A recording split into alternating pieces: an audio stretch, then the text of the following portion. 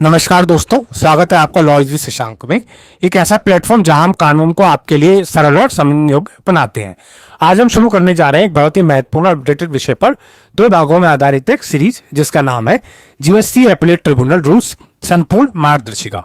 जैसा कि आप जानते हैं, जीएसटी कानून लागू हुए 6 साल से अधिक हो चुके हैं, लेकिन अब तक जीएसटी से संबंधित अपीलों को लेकर कोई भी विशेष ट्रिब्यूनल सक्रिय नहीं था। इसका नतीजा ये हुआ, कई विवाद सीधे हाईकोर्ट में लंबित हैं, जिससे न्यायिक प्रक्रिया में देरी हो रही थी। इसी को ध्यान में रखते हुए सरकार ने जीएसटी अपीलेट ट्रिब्यूनल यानी GSTAT की स्थापना के लिए नियम यानी GST Appellate Tribunal Rules 2025 को अधिसूचित किए हुए हैं। ये नियम न केवल ट्रिब्यूनल की संरचना यानी स्ट्रक्चर को निर्धारित करते हैं, बल्कि यह भी स्पष्ट करते हैं कि अपील कैसे दाखिल की जाएगी, सुनवाई की प्रक्रिया क्या होगी, ट्रिब्यूनल के पास क्या अधिकार और शक्तियां होंगी और इन नियमों को वास्तविक कार्यान्वयन कैसे किया जाएगा यानी एग्जीक्यूट कैसे किया जाएगा। तो इस पहले भाग में विस्तार से जानेंगे जीएसटी अपीलेट ट्रिब्यूनल यानी GSTAT आखिरकार क्या है, ट्रिब्यूनल की स्थापना और संरचना कैसे होगी, कौन लोग इसमें अपील कर सकते हैं और क्या योग्यता होगी, अपील दाखिल करने की प्रक्रिया, समय सीमा, शुल्क और अंत में GSTAT रूल्स 2025 के प्रमुख नियम और चर्चा। इस वीडियो को दोस्तों अंत तक जरूर देखें और हमारे चैनल LEwithShashank को सब्सक्राइब करना ना भूलें और बेल आइकन जरूर दबाएं, क्योंकि इसमें आपको एक ऐसा स्पष्टीकरण मिलेगा जो न केवल एग्जाम के लिए बल्कि प्रैक्टिकल प्रोफेशनल जिंदगी में भी आपको मददगार साबित होगा। तो चलिए दोस्तों, शुरू करते हैं आज का ज्ञानवर्धक और विस्तारपूर्ण विश्लेषण। जानते हैं GST appellate tribunal procedure rule 2025 के बारे में। अब देखते हैं पहला point, in a significant development set to regularise India indirect tax dispute resolution framework, the central government has announced the GST Appellate Tribunal Procedural Rules 2025 on April 24, 2025, facilitating the long anticipated launch of the GST Appellate Tribunal GSTAT. These rules, enacted under section 111 of the CGST Act 2017, will take effect on April 24, 2025 and introduce a digital first transparent approach to resolve outstanding GST appeals. तो देखिए, जैसे कि आपने जाना कि भारत के प्रत्यक्ष कर विवाद समाधान ढांचे में क्रांतिकारी बदलाव लाने के लिए एक महत्वपूर्ण विकास के रूप में जो सेंट्रल गवर्नमेंट है, उन्होंने 24 अप्रैल 2025 को जीएसटी अपीलीय न्यायाधिकरण प्रक्रिया नियम 2025 की घोषणा की है। ठीक है, जिससे जीएसटी अपीलीय न्यायाधिकरण जीएसटी के लंबे समय से प्रतिष्ठित लॉन्च की सुविधा मिलेगी। ठीक है, CGST एक्ट की धारा 111 के तहत अधिनियमित ये नियम 24 अप्रैल 2025 को प्रभावी होंगे और लंबित जीएसटी अपीलों को हल करने के लिए एक डिजिटल प्रथम पारदर्शी दृष्टिकोण पेश करेंगे। आगे देखते हैं। Due to non existence of a functional GSTAT, taxpayers have been driven to seek assistance from high courts, leading to heightened expense and delays. The newly established rules introduce a digital-first, transparent framework designed to resolve over 8,100 pending GST cases, including over 2,800 that have remained unresolved for more than a year, as indicated in the latest compliance audit from the Central Board of Indirect Taxes and Customs (CBIC). In the absence of a GSTAT, legitimate litigants have had no choice but to approach High Court for relief from the tax recoveries and coercive action. ठीक है, तो जैसे कि आपने जाना है कि जब तक GSTAT फंक्शनल में नहीं था या नॉन एग्जिस्टेंस में था, उसकी वजह से टैक्स पेयर को जो है ना, वो असिस्टेंस देनी पड़ती थी हाई कोर्ट से, जिसकी वजह से होता क्या था कि उनके एक्सपेंसेस इंक्रीज होते थे और केस जो है आपका लंबे समय तक पेंडिंग रहते थे, जिससे उनको ऑर्डर्स मिलने में भी डिले होता था। ठीक है, अब देखिए, क्योंकि अब ये न्यू सिस्टम इंट्रोड्यूस हो गया है, अंदर भी अभी 8,100 पेंडिंग GST केसेस हैं ऑलरेडी, जिसमें से 2,800 जो है वो रिमेन अनरिजॉल्व है 1 साल से ज़्यादा से। ठीक है, ये किसने बताया है अपने स्टेटमेंट में? CBIC ने अपने स्टेटमेंट में बताया है। क्योंकि देखिए, जब GSTAT नहीं था तो लेजिटिमेट लिटिगेंट जो थे, हमारे एप्लीकेंट जो थे, जिनका ट्रू एंड फेयर स्पिरिट में वो अपना जो कंप्लायंसेस करते हैं, ठीक है, उनके पास कोई चॉइस नहीं होती थी, बट उनको कहाँ अप्रोच करना पड़ता था? हाई कोर्ट में, अपने टैक्स रिकवरीज और कोएरिसिव एक्शन से बचने के लिए। आगे देखते हैं। The establishment of the tribunal has been highly anticipated by taxpayers to resolve inappropriate tax demand, with the government accelerating the appointment of judicial and technical member, while the goods and service tax network develops the technological infrastructure for appeal processing. The GSTAT Procedural Rules 2025, which include 124 rules divided into 15 chapters, stipulated that appeals must be filed electronically through the GSTAT portal, ensuring consistent format and established timeline. जब आपका portal जो है GSTAT का बनेगा, ठीक है, introduce होगा, तो उसके बाद जितनी भी अपील होंगी, जो सारी फाइल होंगी आपका, वो इसी ऑनलाइन पोर्टल के थ्रू फाइल होंगी, ठीक है। और अब देखिए जो GSTAT प्रोसीजर रूल है उसके अंदर 124 रूल्स हैं जो डिवाइड है 15 चैप्टर्स में, ठीक है। और जो हमारा GSTAT पोर्टल बनेगा उसमें जो आपका फॉर्मेट रहेगा वो बिल्कुल कंसिस्टेंट रहेगा और टाइमलाइन जो है इस्टेब्लिश रहेंगी कि इतने इतने दिन के अंदर ये आपका रिजॉल्व होगा। और इसके अंदर जैसे कि आप जानते हैं कि जितने भी हमारे जो क्वासी जुडिशियल बॉडीज होती हैं, ठीक है, जैसे NCLT है, वहाँ भी जुडिशियल एंड टेक्निकल मेंबर्स होते हैं, तो सेम इसके अंदर भी हमारा जो जुडिशियल एंड टेक्निकल मेंबर्स होंगे, ठीक है। अब चलिए आगे चलते हैं और जानेंगे उस GST अपीलेट ट्रिब्यूनल के बारे में और ज़्यादा। अब जानते हैं what is the GST appellate tribunal, ठीक है। तो according to section 109 of the central goods and service tax act CGST act, a goods and service tax appellate tribunal GSTAT and its benches must be formed. GSTAT is intended to function as the second level of appeal within the GST framework, creating a unified venue to promote transparency in resolving dispute and ensure faster case processing. The eagerly awaited GSTAT was launched on September 1, 2023. Following this, on February 15, 2024, the Department of Revenue opened the application process for the position of judicial member and technical member for the central and state benches of the tribunal. GSTAT Tribunal, which was established in 2023, set to include 31 state benches and a principal bench in Delhi, with a total authorized stand of 63 judicial and 33 technical members. The ceremony was chaired by India's Finance Minister Srimati Nirmala Sitharaman ji, during which Justice retired Shri Sanjay Kumar Mishra ji took the oath of office as the inaugural president of the GSTAT on May 6, 2025. The GSTAT will be established with a principal bench located in New Delhi and several state benches throughout different states. Each bench will include a judicial member along with two technical members, one representing the center and other representing the respective state. The regulation regarding the appointment, duration and qualification of these members are outlined in section 109 and 1010 of the CGST Act 2017. This framework aims to integrate legal proficiency with specialized knowledge in taxation, thereby facilitating informed and unbiased decision making. तो जैसा कि आपने जाना, section 109 and 1010 जो CGST act का होगा उसके तहत जो है जो बेंचेस होंगी GSTAT की वो फॉर्म होंगी, ठीक है। और जो GSTAT जो है वो जो होगा आपका वो सेकंड लेवल ऑफ अपील होगा with in the GST framework. और ये बेसिकली क्या होगा आपका, ये प्रमोट करेगा ट्रांसपेरेंसी को in resolving the dispute and ensuring faster case processing को, ठीक है।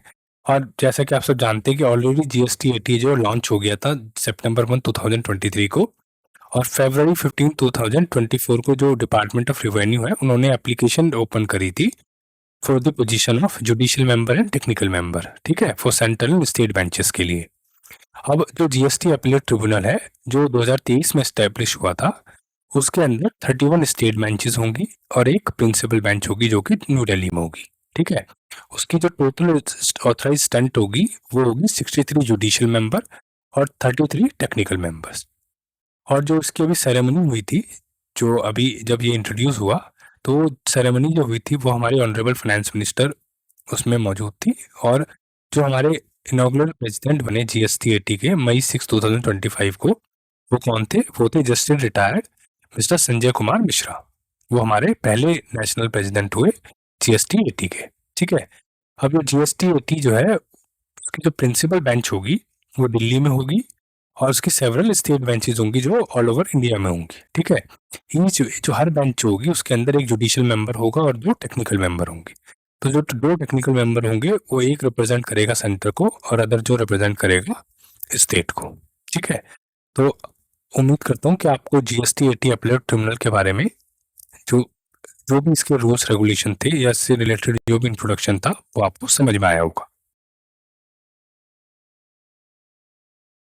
तो जो फाइलिंग ऑफ अपील होगी वो कैसे होगी, ठीक है। तो rule 18 of the GSTAT procedure rule 2025 deal करेगा फाइलिंग और अपील को। ठीक है, तो इसमें कैसे कैसे फाइल होगी। पहला होगा mode of filing. Appeal to the appellate tribunal must be filed online on the GSTAT portal in the prescribe form under the rules. ठीक है, तो जो उसकी मोड ऑफ फाइलिंग होगी वो ऑनलाइन होगी एज पर दी जो फॉर्म्स प्रिस्क्राइब होंगे उसके अकॉर्डिंगली। कंटेंट ऑफ अपील क्या होंगे। Clause title must state in the Goods and Service Tax Appellate Tribunal and mention the order processing challenged। ठीक है, तो बेसिकली आपको जिस ऑर्डर को आप चैलेंज करना चाहते हैं उसको आपको सबसे पहले मेंशन करना पड़ेगा। ठीक है, दूसरा the appeal must be numbered paragraph each covering a separate fact point और एलिगेशन। ठीक है, जो आपकी अपील होगी वो ड्यूली नंबर्ड होगी, सेपरेट फैक्ट होंगे, ईच आपको केसेस को मेंशन करना पड़ेगा पॉइंट वाइज, और एलिगेशन को आपको बताना पड़ेगा कि आप किस पर्पस के लिए अपील फाइल करना चाहते हैं। ठीक है, आपको जो आपका ट्रेड नेम होगा और आपका लीगल नेम होगा आपको फुल नेम बताना पड़ेगा विद पेरेंटेज, GSTN अपना मेंशन करना पड़ेगा with party description and address at the beginning. ठीक है, तो जो फोर्थ पॉइंट होगा, party must be listed with consecutive numbers if a party dies during proceeding legal heirs are shown using some numbers. तो जो parties जो होंगी वो लिस्टेड होंगी विद कंसेक्यूटिव नंबर्स में, और अगर ड्यूरिंग दी प्रोसीडिंग्स अगर कोई सपोज कीजिए कोई पार्टी जो है उसकी डेथ हो जाती है तो जो उसके लीगल हेयर होंगे वो उसमें शो होंगे यूजिंग सम नंबर्स के द्वारा। नंबर ऑफ अपील्स आप कितनी फाइल कर सकते हैं। ठीक है, तो देखिए एक कॉलम हमने बनाया SCN का, जहाँ पे single SCN, multiple SCN, multiple SCN, single SCN covering multiple party, single SCN covering multiple parties. ठीक है, फिर है order OIO means order in original.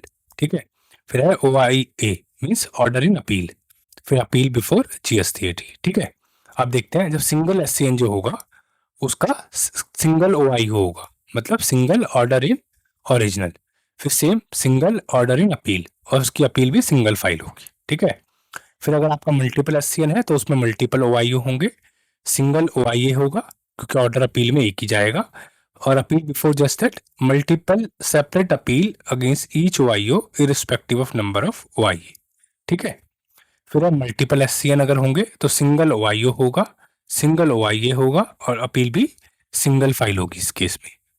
ठीक है, फिर होगा सिंगल SCN अगर है कवरिंग मल्टीपल पार्टीज तो same single OIO covering multiple parties, फिर सेपरेट OIA होगा इसमें फॉर ईच पार्टी, और अपील जो फाइल होगी GSTAT के में separate appeal to be filed by the respective person covered in the proceeding. ठीक है, फिर फोर्थ जो पॉइंट है वो होगा single SCN covering multiple parties. इसमें क्या होगा, OIO के अंदर multiple OIO with separate party wise, फिर OIA order in appeal separate OIA for each party. ठीक है, फिर अपील बिफोर जो रजिस्टर्ड फाइल होगी separate appeal to be filed by respective person covered in the proceeding, इसमें separate appeal आपकी file होगी। ठीक है, तो उम्मीद करता हूँ कि जो आपको रूल 18 है वो समझ में आ गया होगा कि जो हमारी फाइलिंग ऑफ अपील होगी वो किस तरीके से होगी।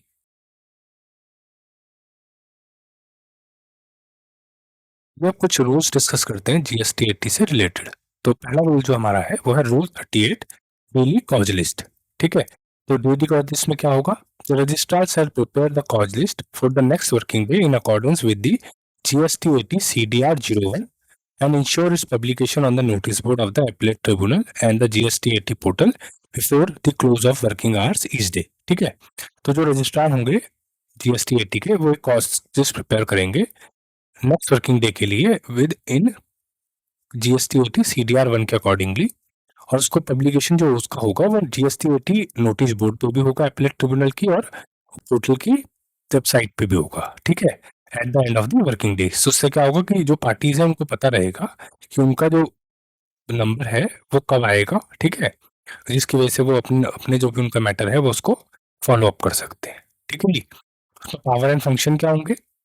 When a case is taken at GST Appellate Tribunal, it listens to both sides, the taxpayer and its department. ठीक है, before making a decision. After hearing the matter, the tribunal can agree with the earlier decision, make change to it, cancel it completely, or send the case back to the previous authority, like the officer who gave the decision or the appellate revisional authority, with instruction on what to do next. ठीक है, तो देखिए अब GST Appellate Tribunal जो है क्या क्या decision दे सकती है जब वो दोनों पार्टीज को सुन लेगी, टैक्स पेयर को भी और डिपार्टमेंट को भी। तो जो अर्लियर जो ऑर्डर था उससे एग्री कर सकती है, उसको चेंज कर सकती है, उसको सेट असाइड कर सकती है बिल्कुल, या जो केस है उसको वापस रेफर कर सकती है प्रीवियस अथॉरिटी को विद इंस्ट्रक्शन कि आपको आगे क्या करना है। ठीक है, तो ये था हमारा पूरा रूल 18 के बारे में। तो आइए अब देखते हैं रूल 10 इनहेरेंट पावर्स। तो inherent powers means appellate tribunal की क्या इनहेरेंट पावर होगी। तो the appellate tribunal retains inherent power to pass orders or direction as may be necessary to secure the ends of justice or prevent abuse of its process.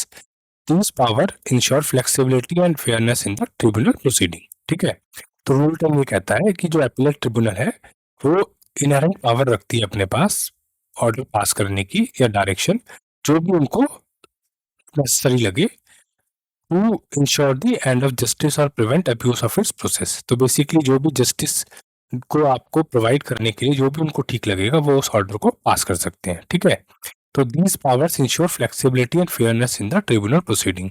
तो जो power है ये मतलब basically जो during the proceeding उसमें fairness भी होनी चाहिए और एक फ्लेक्सिबिलिटी भी होनी चाहिए जिससे कि क्या हो कि जो भी पार्टी है चाहे वो डिपार्टमेंट हो चाहे वो टैक्स पेयर हो उनको basically and of the day आपको उनको जस्टिस मिलना चाहिए ट्रिब्यूनल के ऑर्डर के द्वारा। Rule 13 power to exempt. The appellate tribunal has the power to relax or waive certain procedure rules if a party provides a valid reason.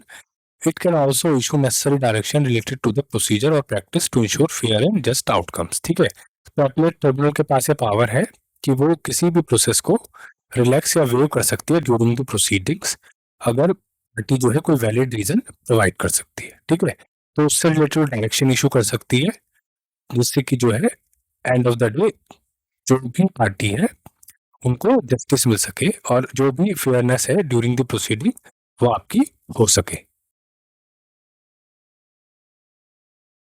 13 के बारे में जो है पावर टू एक्सटेंड टाइम।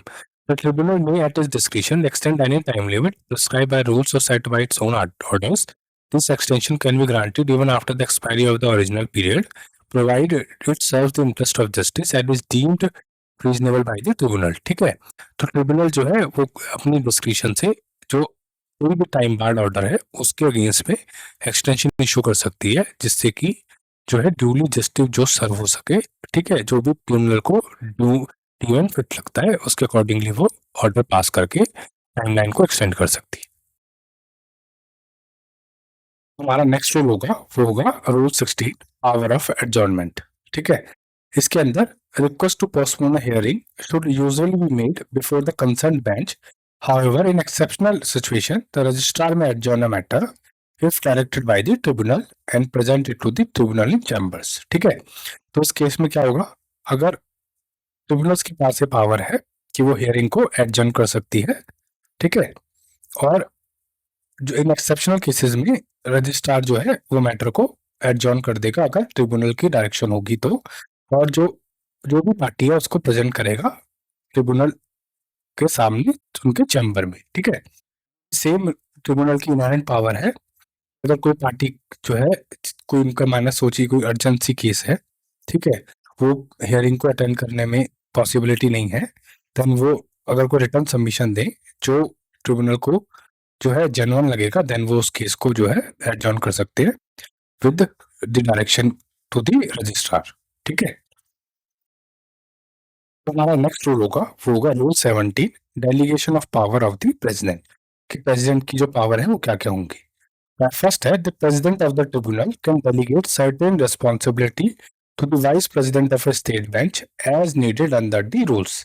ठीक है, सेकंड है the president may also assign some और all duties of the registrar to other officers such as joint registrar, deputy registrar, assistant registrar और एनी अदर सुफिटेबल ऑफिस। मींस कि president जो होंगे tribunal के वो अपनी कुछ सर्टेन पावर जो है वो डेलीगेट कर सकते हैं जो वाइस प्रेसिडेंट होंगे बेंच के उनको। ठीक है, एज पर दी रूल्स, और साथ ही साथ वो जो ड्यूटीज है वो असाइन कर सकते हैं रजिस्ट्रार को, जॉइंट रजिस्ट्रार को, डेप्यूटी रजिस्ट्रार को, असिस्टेंट रजिस्ट्रार को और एनी अदर सुटेबल ऑफिशियल को as per the rules and guidelines. ठीक है, जो भी उनको सुटेबल लगेगा उसके अकॉर्डिंगली वो जो भी रिस्पॉन्सिबिलिटीज है रूल्स एंड रिस्पॉन्सिबिलिटीज वो इन सब ऑफिसर्स को डेलीगेट कर सकते हैं जिससे कि उनका जो डे टू डे अफेयर्स है वो ट्रिब्यूनल का वो सुटेबली और जो है स्मूथली चलता रहे।